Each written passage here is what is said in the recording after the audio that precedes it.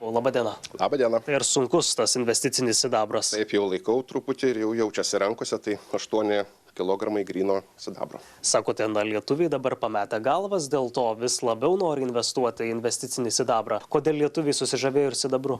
Taip, tai jeigu lyginti auksą ir sidabrą, tai pavyzdžiui, uncija sidabro biržoje kainuoja apie 25 eurus, o uncija aukso biržoje kainuoja 2200.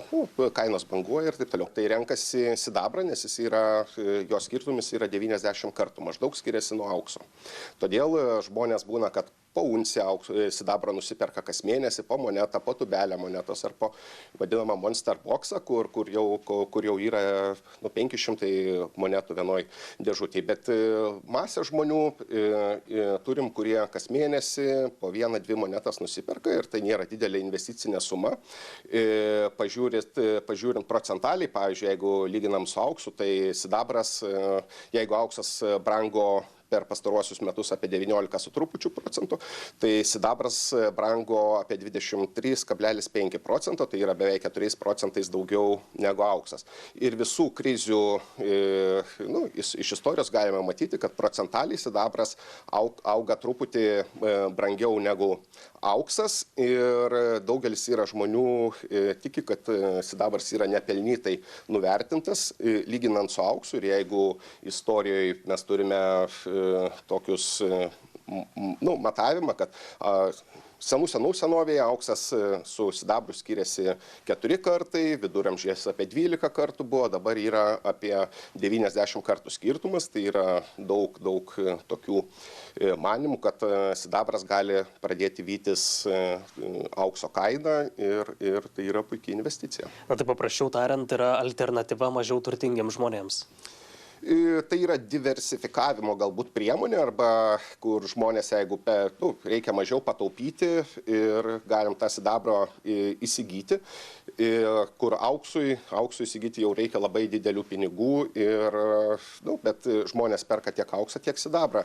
Tai yra iš vis investuotojai, kurie auksą neperka, perka tik tai sidabrą, lygiai taip pat yra tie. Tai čia priklauso nuo daug aspektų. O dabar apie investicinį sidabrą pasikalbėsime su ekonomistais. Indrė Genytė-Pikčienė iš Šiaulių banko šalia manęs. Labą dieną. Labą dieną. Taigi, tie pardavėjai, kurie parduoda tauriuosius metalus, sako, kad sparčiai tuštėja jų atsargos, kad jie labai aktyviai dabar parduoda ir lietuviai graibsto investicinį sidabrą. Tai gera investicija? Vienareikšmiškai matyti, apie jokią investiciją negalima sakyti, kad tai ilguoju laikotarpiu yra labai gerai arba labai negerai. Tiesiog kiekvienas investuojantis žmogus turi, ypatingai ilgalaikis investuotojas, turi turėti suvokimą apie tas tokias investicinės higienos taisyklės, kad investicijų krepšelis negali būti perdėm koncentruotas į tam tikrą investiciją. Tai taip, kad sakyti, kad yra labai gera investicija ir pulkite visus savo pinigus ir investuokite į vieną kryptį, tai iš ties yra klaidingas patarimas. Nes savo portfelį reikia išskaidyti ir investicijas diversifikuoti į daugelių, sakykime, turto klasių spektrą, į atitinkamai finansinės turto klases ir panašiai. Turi būti išskaidimas tada, kuomet kyla vienos turto klasės, o kitoms sekasi prasčiau, vidutinis rezultatas būna ilguoju laikotarpiu patenkinamas ir geras ir iš ties padeda pasiekti tuos tokius ilgalaikius užsibrėžtus tikslus. Kitas momentas yra tai, kad taip, finansų rinkos yra tikrai pasižymi tuo, kad yra ten gausus spekuliuojančių rinkos dalyvių, kurie nuolat žaidžia rinkoje ir taip, tam tikrais momentais būna, kad tie spekuliuojantys rinkos dalyviai atsitraukia į vadinamosius saugiuosius aktyvus ir tai tam tikrais momentais išties tų aktyvų vertės pakelia, bet tie momentai greitai pasibaigia ir atitinkamai, kuomet rinkos nuotaikos pasikeičia, tai ir tų aktyvų vertės krenta. Taip, kad reikia turėti omenyje, kad žaliavos apskritai yra pakankamai spekuliatyvūs aktyvai ir į jas žvelgti reikia atsargiai. Tai yra bazinis dalykas, jeigu 20% investicinio portfelio sudaro, daleisim, taurieji metalai, likę 80 gali sudaryti akcijos, obligacijos, nekilnojamas turtas ir taip toliau, kas neša dividendus ir iš ko galima uždirbti daugiau, kuriais generuoja pelną. Auksas, taurieji metalai, jie negeneruoja pelno, jie jau yra išsaugojimo priemonė, ką mes uždirbam, yra atsparų infliacijai.